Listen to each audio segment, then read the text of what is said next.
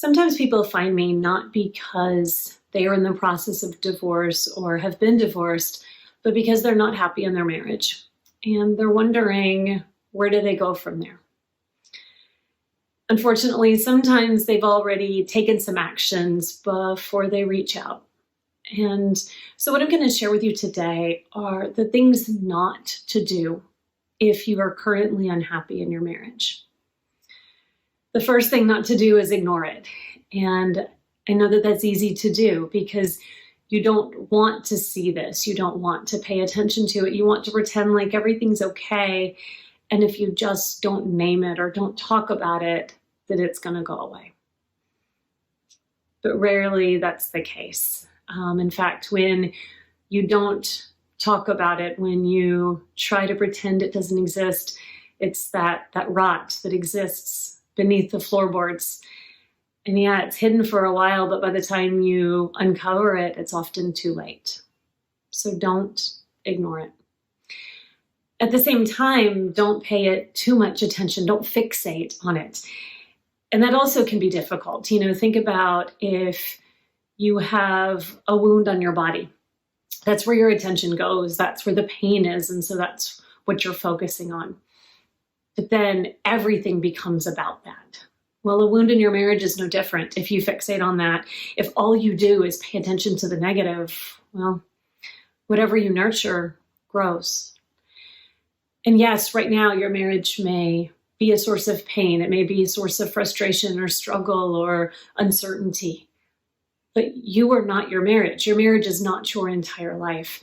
So yes, pay attention to what is causing distress, but also pay attention to the rest of your life. This is a hard one and a common one. Don't assign blame without responsibility. And it's what we all do. We all inevitably will blame our partners for any problems in the relationship. We all will say everything would be okay if they would only fill in the blank. But that's not the whole picture. No matter what's going on, even if they are doing something terrible, like betrayal, blaming them and stopping there isn't going to do you any good. So instead, what I recommend is a combination of boundaries, of saying what behaviors you will and will not tolerate, but also responsibility. Not responsibility for what they're doing, but responsibility for your part in what you can do. So maybe your part is only upholding your boundaries. Maybe that's really all that you can do there.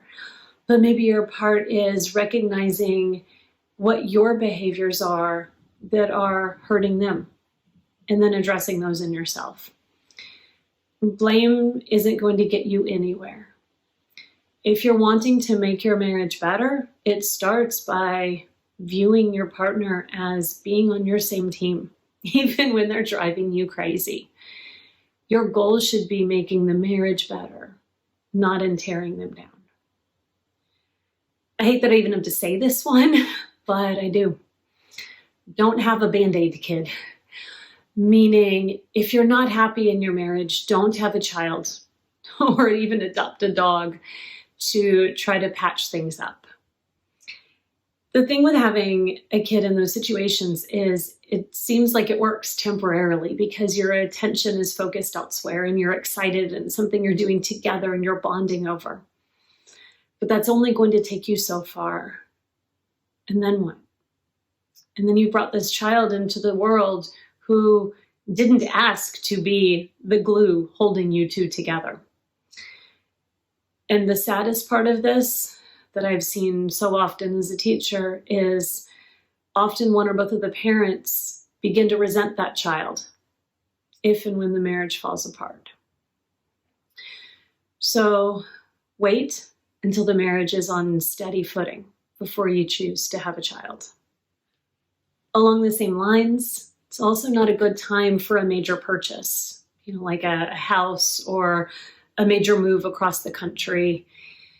Those things, again, they distract for a time and it might feel good. It might even convince you that everything's okay, but it's temporary. And then you're going to end up with this extra burden, maybe this extra debt. And now what? For some people, when the unhappiness in the marriage comes down to sexual incompatibility, one or both of the partners decides, hey, this might be a great time to open up the marriage. Well, I dissuade you from that, at least at this time. Having an open marriage requires a great amount of trust and communication, constant communication. And if your marriage is already on rocky ground right now, you're really not in a good place to be able to have those conversations, to be able to trust each other, and to be able to renegotiate those boundaries as you move forward. I'm not saying that that's never an option for a relationship, but it's not a good one to enter into when you're already having trouble. This can be a hard one for some of you that are feeling alone in a relationship, but it's so important not to seek emotional intimacy or validation elsewhere.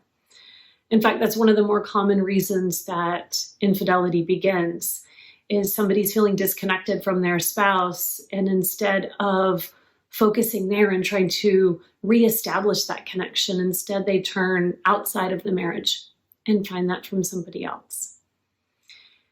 If you need to end the marriage, end the marriage. Don't try starting a new relationship while you're still in it. And then finally, the last thing not to do if you're unhappy in your marriage, it's the exact thing that my ex-husband did to me. Don't just disappear. That's cruel. It is beyond cruel. You are an adult. Have those adult conversations. Take responsibility for what you are feeling. It's okay to say, hey, this isn't working, I need something different. But you have to speak up. Being unhappy in your marriage is a challenging time. It can be a scary time. You might wonder, is it over? Or do we still have hope? Just because you're not happy right now doesn't mean that it's the end. I think that's one of the most important things for people to understand, is that a marriage of any duration has periods of ebb and flow.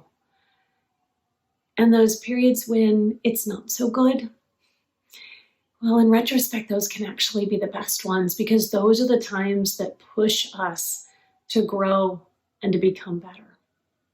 And I hope that that's what this becomes for you.